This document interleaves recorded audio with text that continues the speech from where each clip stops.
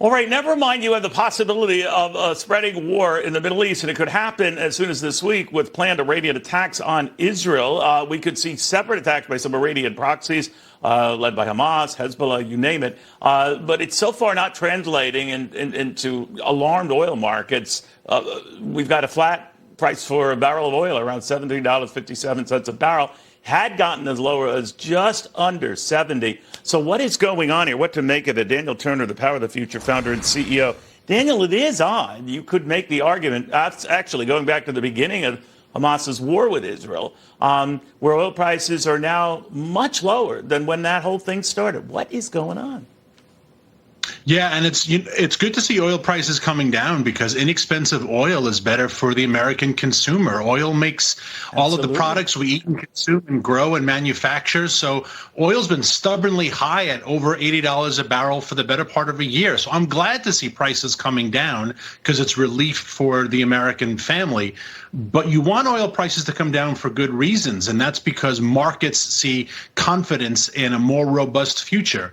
Oil prices are coming down because they see demand dwindling. It's the same reason why we have this market sell-off. There's panic that we're headed towards recession. So I liken it to saying, hey, look, I have an awful lot of free time these days, but that's because I lost my job, right? Like there's a silver lining, but it's not the healthiest reason it's coming down. You know, we've seen, anecdotal evidence of a slowdown from the likes of PepsiCo. I believe last Friday, Heineken, the big beer maker, had seen and forecasted a 10% slide in global sales. I mean, if you're cutting back on the Heineken, you're really worried. But that's neither here nor there. I think it's part of this fabric of not great news. And I'm maybe seeing that partly reflected in oil prices. I know it's a leap, but this idea, consumers slowing down, everything's slowing down. What do you think?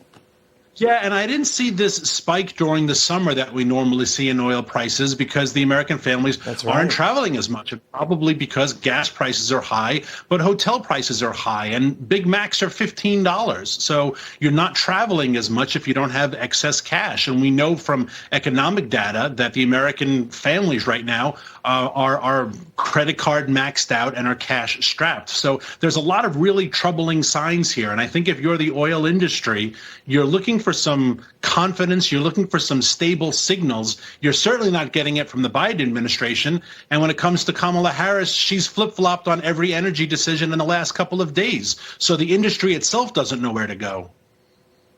All right. Well, the Big Mac, the $15 Big Mac, it was kind of localized in Connecticut, but you're quite right. It was a jarring experience for someone walking in and saying, whoa, whoa, whoa. But always good seeing you, Daniel. Thank you very much, Daniel Turner, on that.